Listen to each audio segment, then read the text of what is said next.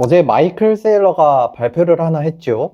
이게 참 묘합니다. 주가는 12% 급등했어요. 호재처럼 보이죠. 물론 오늘 다시 회귀하긴 했습니다.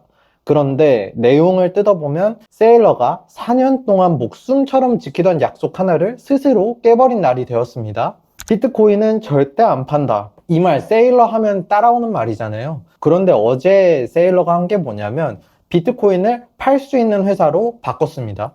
안 판다던 사람이 팔 권한을 만들었는데 시장은 순간 박수를 쳤던 거예요. 그럼 이게 호재일까요? 아니면 항복선언일까요? 끝까지 보시면 답이 나옵니다. 제 생각도 마지막에 정리해서 말씀드릴게요. 일단 우리 입장에서 이게 왜 중요한지부터 짚고 갈게요. 비트코인 들고 계신 분들 많으시죠? 세일러 회사. 그러니까 스트래티지는 세계에서 비트코인을 가장 많이 가진 기업이에요.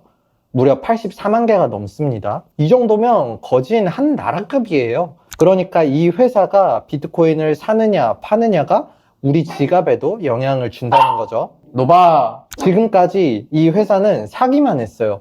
그래서 시장에 든든한 벽 같은 존재였거든요. 그런데 그 벽이 어쩌다 흔들리게 되는지 차근차근 보겠습니다. 먼저 세일러가 돈 버는 방식부터요. 이게 좀 독특합니다. 세일러 모델은 한마디로 이래요. 주식이든 우선주든 새로 찍어서 팔고 그 돈으로 비트코인을 사요. 비트코인 값이 오르면 회사 가치도 오르고 그러면 또 찍어서 또 사고 이게 빙글빙글 돌아가는 기계 같은 겁니다. 이 기계가 돌아가려면 딱 하나 전제가 필요해요. 회사 주식이 비트코인 값어치보다 비싸게 거래돼야 된다는 거예요. 비싸게 쳐줄 때 찍어 팔아야 이득이 남으니까요. 그런데 올해 이 전제가 깨졌어요. 비트코인이 빠지면서 주가도 같이 무너졌고 어느 순간 회사 주식이 보유 비트코인 값어치보다 싸졌어요. 기계가 거꾸로 돌기 시작한 거예요. 여기에 우선주라는 게 또 발목을 잡아요. 세일러는 STRC라는 우선주를 100달러에 찍어서 자금을 끌어왔거든요. 은행 예금처럼 정해진 이자를 주는 대신 100달러어치의 돈을 빌려오는 통로였어요. 근데 지난주에 이 STRC가 100달러는커녕 73달러까지 빠졌습니다. 100달러 받아야 할 걸 73달러까지밖에 못 받게 된 거예요. 돈 빌려오는 통로까지 막혀버린 겁니다. 그래서 지난주 금요일 세일러 회사 주가는 82불까지 떨어졌어요. 1년 전에 457달러였던 주식이었어요. 2년 만에 최저가를 기록했습니다. 딱 봐도 회사가 지금 벼랑 끝에 몰린 그림이죠. 자, 그런데 갑자기 어제 세일러가 카드를 꺼냈습니다. 5개짜리 패키지인데 이름이 디지털 크레딧 자본 프레임워크예요. 말은 거창한데 핵심만 보면 간단합니다. 첫째, 현금을 25억 5천만 달러를 쌓아놨다.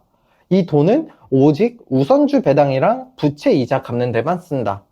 지금 이 돈이면 17개월치는 버틴다. 이렇게 못을 박았어요.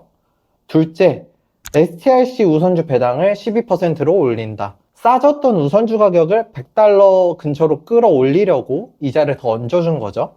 다만 여기서 오해하면 안 되는 게 11.5%에서 12%로 0.5%포인트 올린 거예요. 확 올린 건 아닙니다.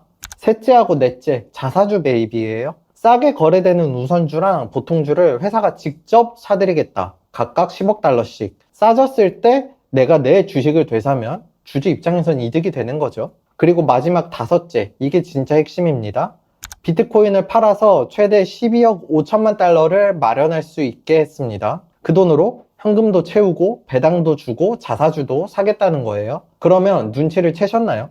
이게 4년 동안 절대 안 판다던 사람이 어제 팔 수 있다를 회사 공식 규정으로 만든 거예요. 이게 어제 발표의 진짜 알맹이입니다.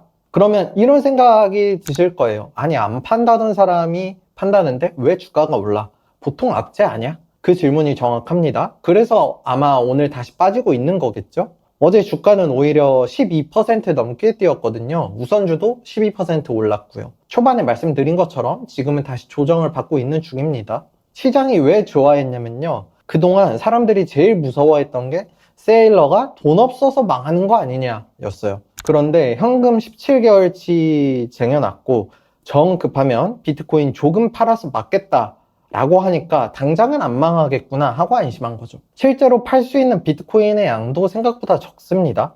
12억 5천만 달러 치면 회사가 가진 비트코인의 2.5% 수준도 안 됩니다. 전 재산 던지는 게 아니라 비상금만 살짝 헐겠다는 수준인 거예요. 자, 그러면 다 잘 된 거 아니냐 싶잖아요. 그런데 여기서 솔직하게 반대편 이야기도 해야 됩니다. 이걸 곱게 안 보는 사람들도 굉장히 많아요. 대표적인 게 피터 시프라는 사람인데요. 이렇게 꼬집었습니다.